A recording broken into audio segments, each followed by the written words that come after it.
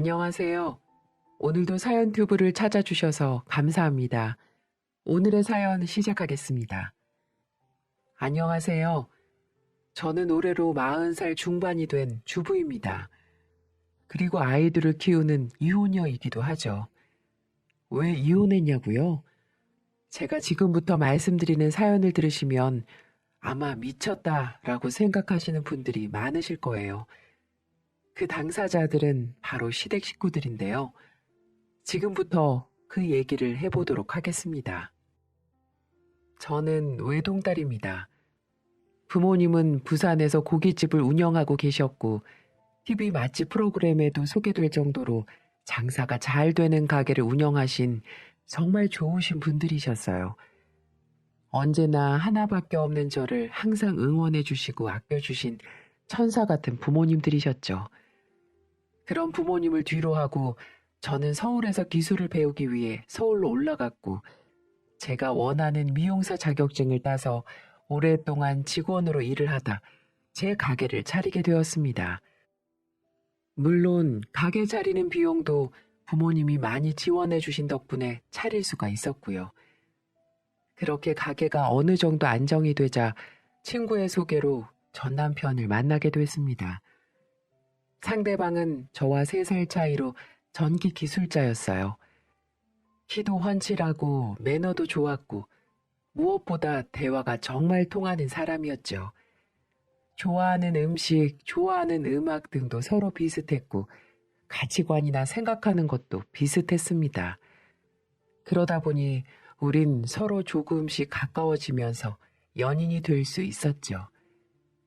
그렇게 1년여의 연애 끝에 양가 부모님께 소개를 하고 행복한 가정을 꾸릴 수가 있었습니다.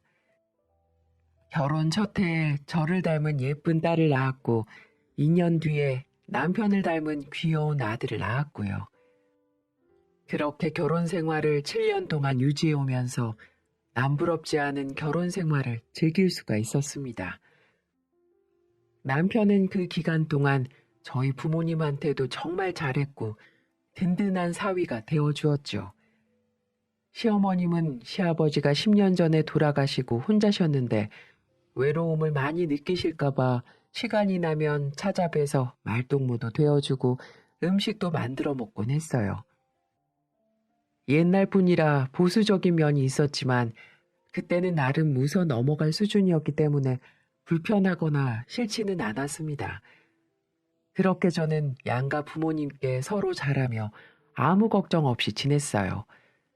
하지만 몇 년 후 저희 친정에 문제가 생기기 시작했어요. 여러분들이 다 아시는 코로나로 인해 엄마가 운영하신 식당이 힘들어지기 시작한 겁니다. 어느 날 엄마가 깊은 한숨을 쉬시며 전화가 오시더군요. 아이고, 진이야. 진짜 고마워.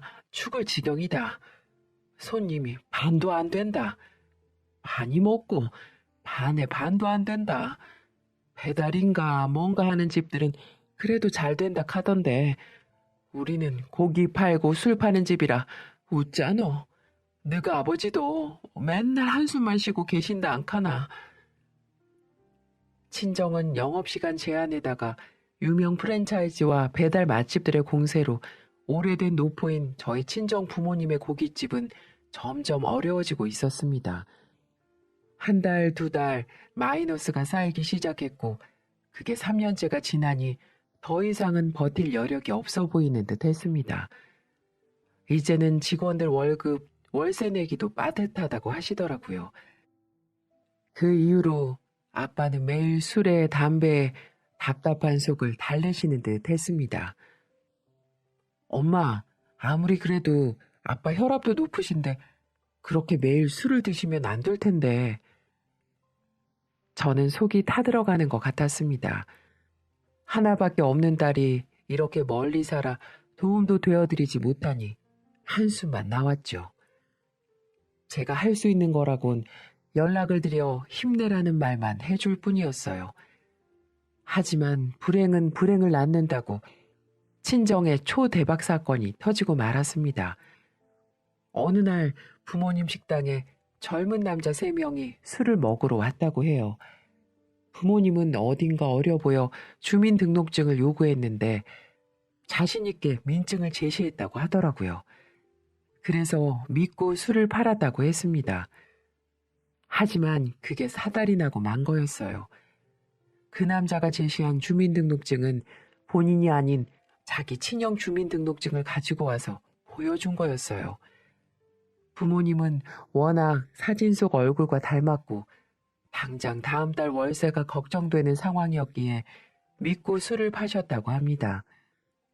그런데 이 남자들은 고기와 술을 다 먹더니 계산대 앞에서 부모님을 협박했다고 했습니다. 어이, 사장님, 우선 술은 잘 마셨는데 어쩌나? 나 미성년자인데. 사장님, 이제 뭐 됐어요? 그러게 확인을 잘할 것이지. 사람을 못 알아보나? 요즘 미성년자한테 술을 팔면 벌금이 얼마였더라? 그리고 아마 영업정지 받지 아마? 에휴, 경찰에 나는 신고나 해야겠다. 그 남자들은 형의 신분증을 가져와 고의로 술을 시켜 먹고 오히려 저희 부모님을 협박하더랍니다. 자기들은 신고해도 훈방 조치되지만 저희 부모님은 영업정지를 받으시게 된다면서 말이죠. 그러면서 영업정지를 당하기 싫으면 500만 원을 내놓으라고 하더랍니다.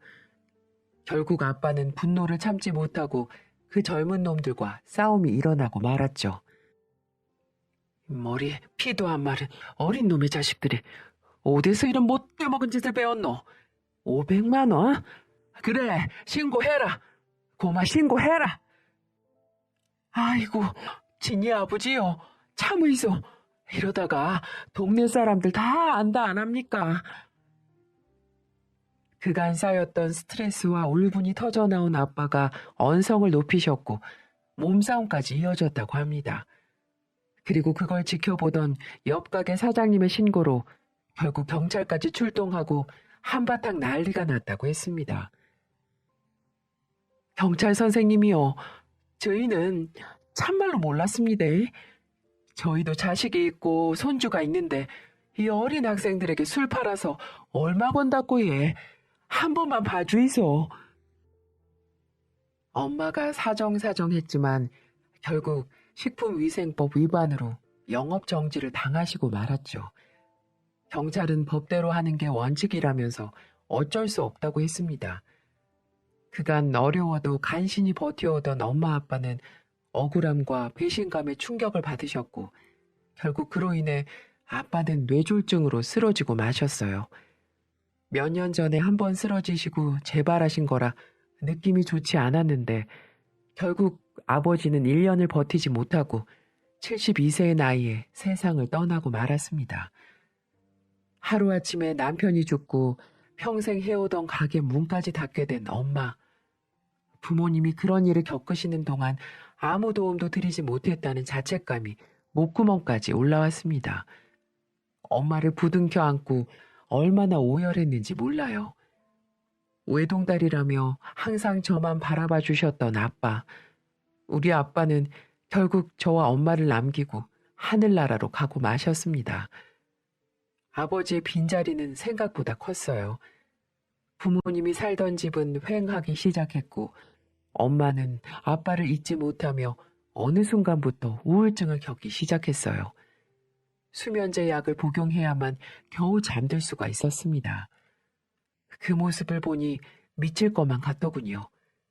지금껏 부모님 딸로 살면서 받기만 하고 살았는데 이제는 제가 베풀 때가 됐다라는 판단이 들기 시작했죠. 그래서 마음을 먹고 엄마에게 찾아갔습니다. 엄마, 죄송해요. 그렇게까지 힘드신 줄도 모르고 내가 너무 무심했어. 엄마, 이제 가게도 안 하고 아버지도 안 계신데 집 정리하고 나랑 같이 올라가요. 강서방도 좋다고 할 거야. 엄마 이러다 잘못될까봐 내가 단 하루도 마음이 편할 날이 없어. 그러니까 내 말 들어요, 엄마. 아이다.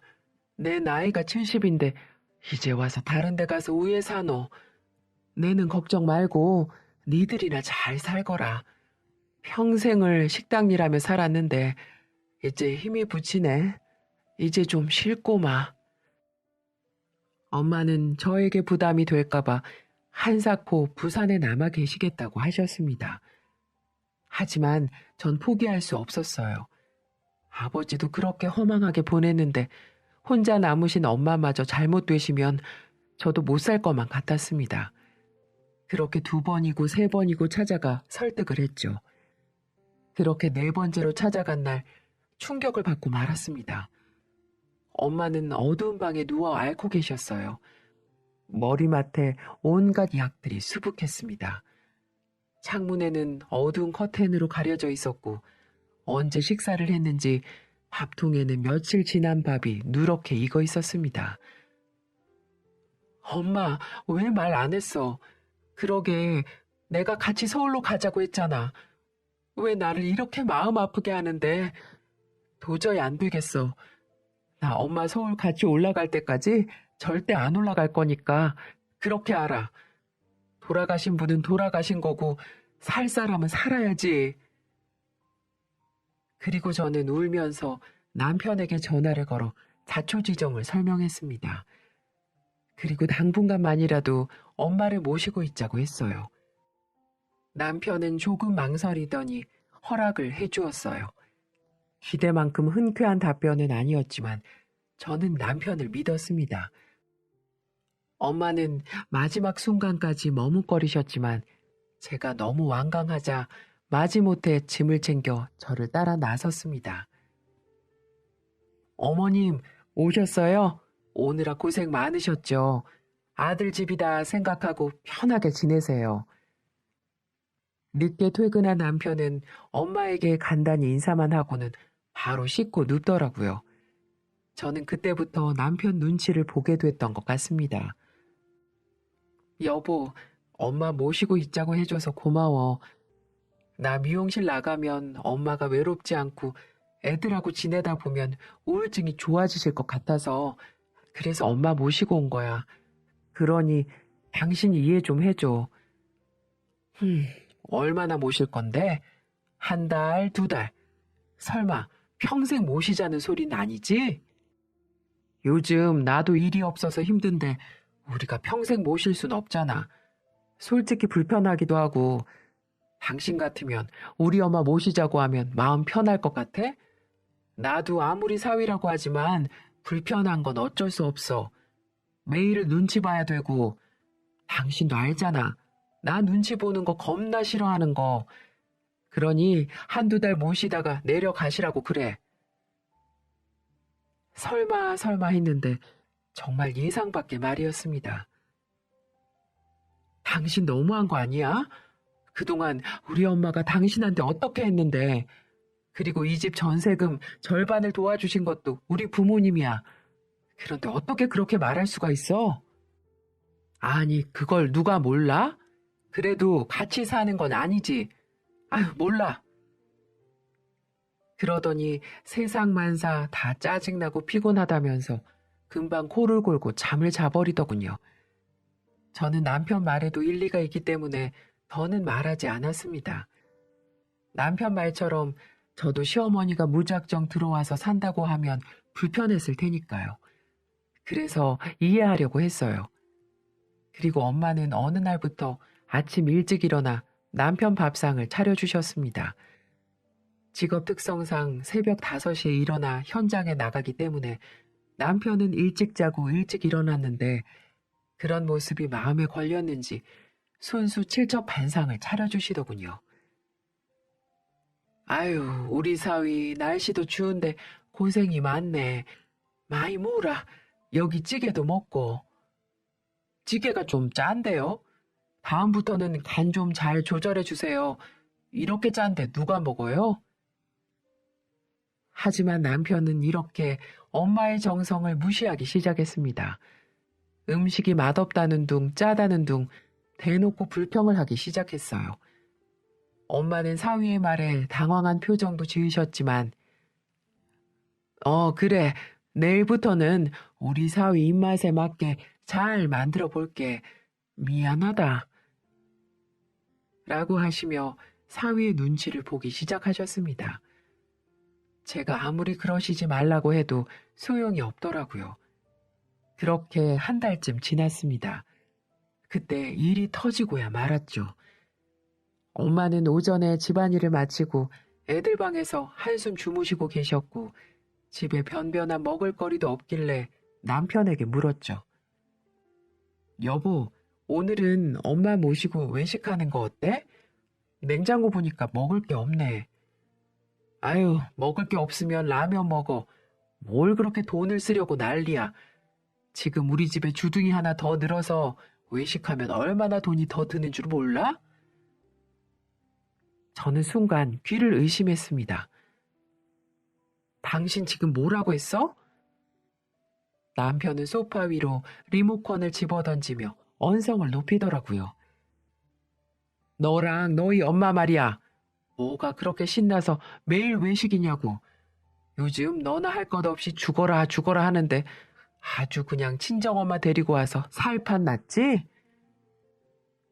저는 갑작스러운 남편의 반응에 황당하기 그지없었습니다.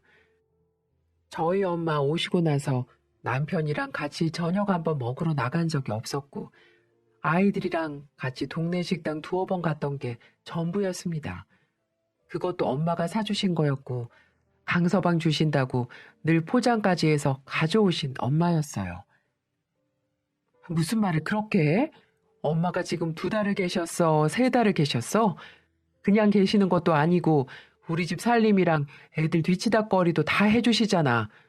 엄마가 와 계셔서 나도 가게 오픈하는 거 빨리 알아볼 수 있는 거고. 불만이 있으면 그때 또 말로 하지. 왜 쌓아두고 있다가 갑자기 이러는데? 야, 됐다.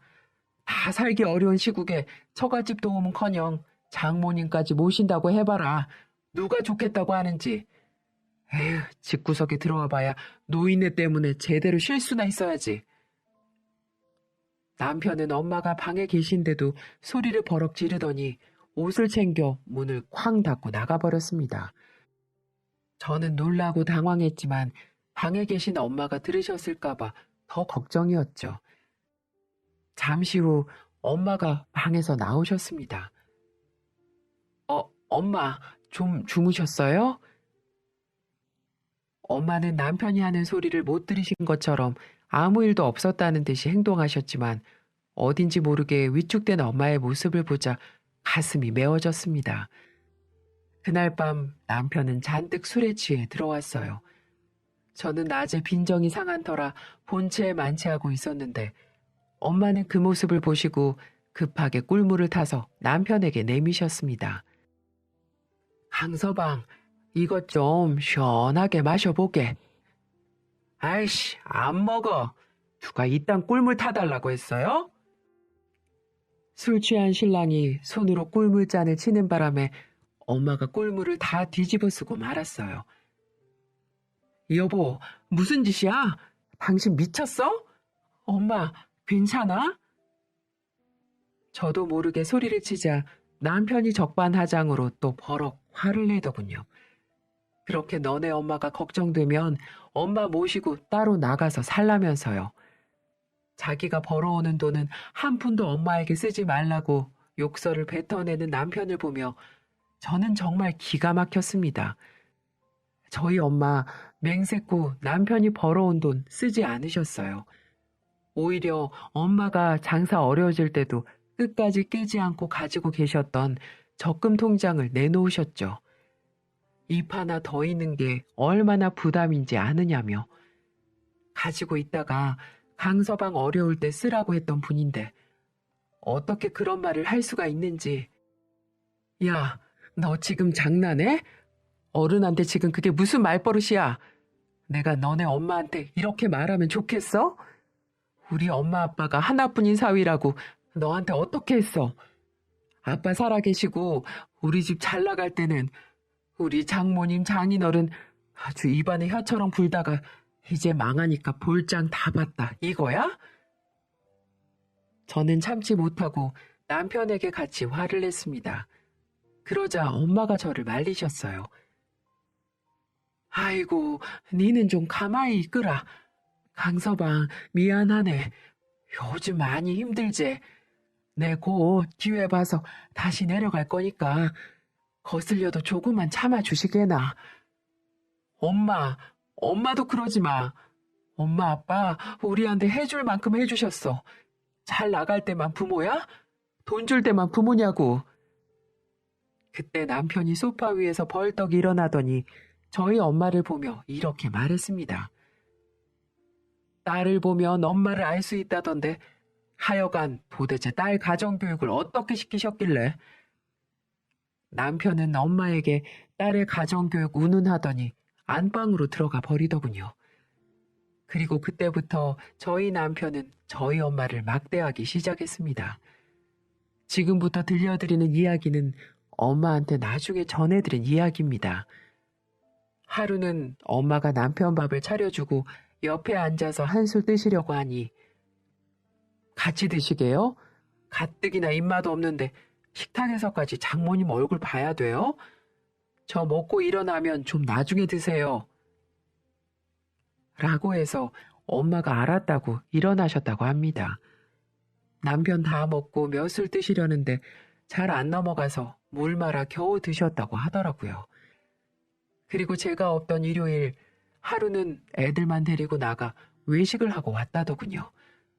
애들이 할머니는 안 모시고 가라고 묻자 엄마 들으라는 듯 집에 남는 반찬 많은데 그거 다 쓰레기 만들 수 없으니까 할머니라도 드셔야지 라고 했다네요.